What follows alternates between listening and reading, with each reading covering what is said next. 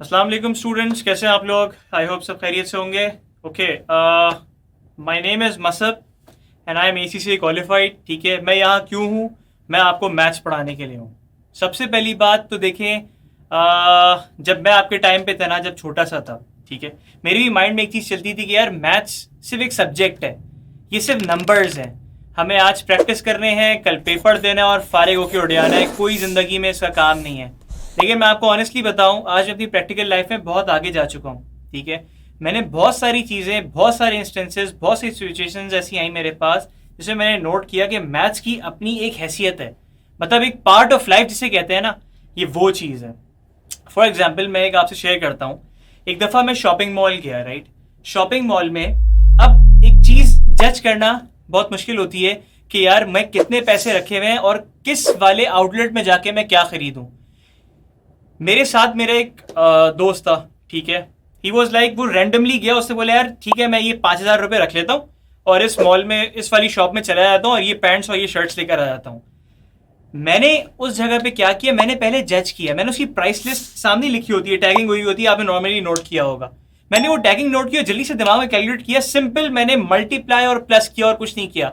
मुझे 3 pants 2 shirt चाहिए थी, मैंने शर्ट्स को उसके रेट से मल्टीप्लाई किया, फिर मैंने पैंट को उसकी रेट से मल्टीप्लाई किया और एक टोटल निकाली। मुझे पता था मुझे अपने पॉकेट में कितना रख के जाना है। तो सिर्फ ये बताने का मकसद ये है कि मैथ्स हमारी प्लानिंग में, हमारी डेली लाइफ में बहुत ज़्यादा यूजफुल है। जैसे फॉर एग्जाम्पल, एक दफ़ा का एक और जिक्र है, जब मैं करीम और उबर का आप ले लें, करीम और उबर में नॉर्मली क्या कहते हैं कि यार इतना वेट अलाउ है, इतने लोग बैठेंगे, या तो नंबर ऑफ पीपल में बात होती है या वेट पे बात होती है।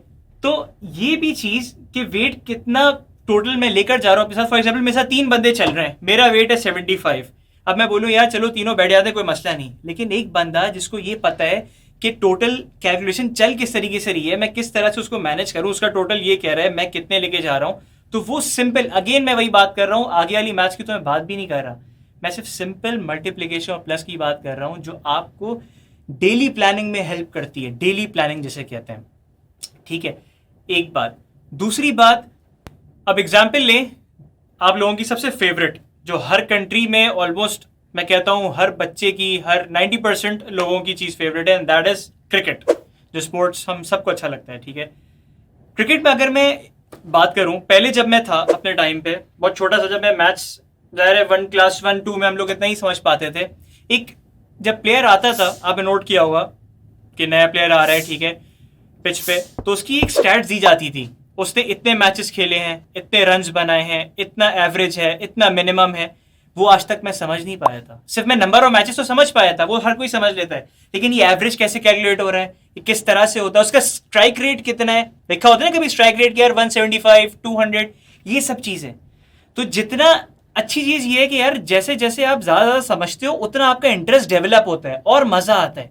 फॉर एग्जाम्पल मुझे किसी दूसरी ओपोनेंट टीम ने एक टारगेट दिया, ठीक है, अब मेरे वही 50 ओवर है। पहले हम ये करते थे यार हाँ हो जाएगी, मार धाड़ कर लेंगे ये वो, लेकिन जब आहिस्ता आहिस्ता माइंड डेवलप हो, मैंने समझा नहीं, ये जो चीज़ लिखी है ना, इतना रन रेट पर ओवर चाहिए, इतना होना चाहिए और करंटली इतना चल रहा है, तो ये चीज़ भी आपने देखी है ना, जो नीचे हमारी वो बॉर्डर लाइन चल रही होती है, ये सब इसकी कैलकुलेशंस होती हैं कि यार इतना रन रेट चलता रहेगा पर ओवर तो मैं जीत जाऊंगा। तभी आपने देखा होगा कि एक्सपेक्टेड ग्राफ चल रहा होता है, लोगों की एक्सपेक्टेशन होती है which team will win, India या पाकिस्तान, इस तरह की बातें होती हैं। तो ये क्यों हो रही होती हैं, और ये अचानक अचानक जब कहते हैं ना कि विन परसेंटेज आ रही है कि यार पाकिस्तान की तो विन परसेंटेज 80 थी, अचानक यार ये तो 1 घंटे बाद 30% दिखा रहे हैं, पाकिस्तान को फेल दिखा रहे हैं। क्यों? क्योंकि वो स्टैट्स की बेस पे दिखा रहे होते हैं कि यार इतने प्लेयर्स थे, अब इतना ओवर्स बाकी हैं, इतना रन रेट चाहिए, लेकिन हमें फॉर एग्जाम्पल 10 रन रेट चाहिए पर ओवर, मैं बना रहा हूं 5 रन रेट पर ओवर, तो जाहिर सी बात है 80 से तो 30 ही गिरेगा ना।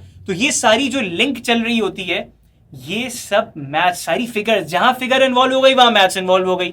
ठीक है, तो इंशाल्लाह पढ़ते हुए चलेंगे, हर चीज सब्जेक्ट को भी देखना है, पेपर्स को भी देखना है, कि लेकिन साथ साथ अपने माइंड को प्रैक्टिकली डेवलप करना है। ठीक है, ताकि इन चीजों को प्रैक्टिकल लाइफ में जितना डालेंगे अंडरस्टैंडिंग उतनी बढ़ेगी। क्योंकि एक नॉर्मल सी एक सेइंग है कि यार जब तक हैंड्स ऑन एक्सपीरियंस नहीं हो ना, चीज इतनी अच्छी तरह समझ में नहीं आती। तो जब तक हैंड्स ऑन एक्सपीरियंस, मतलब फॉर एग्जाम्पल मैंने पढ़ा 2 + 2 4, मैं गया, मैंने 4 एप्पल पकड़ लिए, मैंने कहा 2 + 2 4 ऐसे होता है, ऐसे ये 4 बनता है।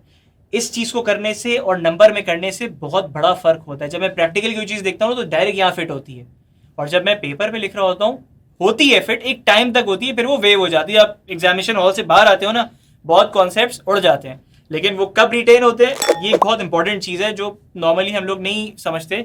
लेकिन चीज़ें रिटेन कब होती है, उनका अच्छा तरीका ये है कि जब तक अपनी ज़्यादा प्रैक्टिकल लाइफ में आप इन्वॉल्व करोगे ना, वो चीज़ रिटेन होगी, 100% होगी, करके देख लीजिएगा। ठीक है, तो मैं आपके साथ हूँ इंशाल्लाह, पढ़ेंगे, समझेंगे भी, प्रैक्टिकली चीज़ों को इन्वॉल्व भी करेंगे। ठीक है, तो इंशाल्लाह, अल्लाह हाफ़िज़।